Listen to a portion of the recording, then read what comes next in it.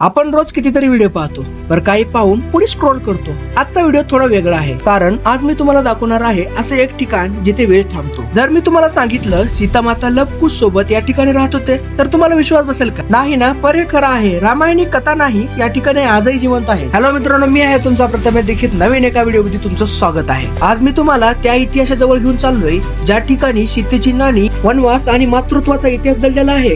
काही इतिहास पुस्तकात नसतो, तो भूमीच्या आत श्वास घेत असतो. तेच पाहण्यासाठी आज मी आलतो कर्नाटक मध्ये. मित्रांनो, रामायण हे फक्त पुस्तक नाही, हे या ठिकाणी असलेला जिवंत पुरावा आहे. मित्रांनो, हे जे तुम्हाला पाणी दिसत आहे, हे म्हणजे सीतेची नाणी. ह्या ठिकाणी सीतामाता स्नान करत होती. मित्रांनो, हे जे पाणी दिसत आहे, हे जमिनीच्या आतमधून येते. हे पाणी कुठून येते, कसं येते, काय येते, कुणाला सुद्धा अजून माहित नाही. कधी कधी काही ठिकाणी बोलत नाहीत, पण तो इतिहास सांगून जातात. आणि ते ठिकाण फक्त इतिहास नसतात, ते अनुभव असतात. तेच पाहण्यासाठी पुन्हा निघालो मी त्या ठिकाणी, ज्या ठिकाणी सीतामाता त्यांचे दोन्ही पुत्र लवकुश यांच्या सोबत राहत होते. मित्रांनो, हे तेच ठिकाण आहे जिथे सीतामातेने सहनशीलता, त्याग आणि मातृत्व जगले. जिथे आजही उभं राहिलं ना, मन आपोआप नतमस्तक होतं. मित्रांनो, 99% लोकांना माहित नाही की हे ठिकाण आजही इथे आहे. मित्रांनो, या व्हिडिओचा पार्ट 2 पाहण्यासाठी 10K व्ह्यूज कंप्लीट करा. मित्रांनो, या व्हिडिओच्या पार्ट 2 मध्ये फुल मस्ती, ऍडव्हेंचर, भीती आणि पूर्ण इतिहास आहे. तर पार्ट 2 पाहण्यासाठी नक्की माझ्या व्हिडिओ लाईक करा, शेअर करा. अशी व्हिडिओ पाहण्यासाठी प्रथम दीक्षितला फॉलो करा. तर उद्या भेटून तोपर्यंत बाय बाय.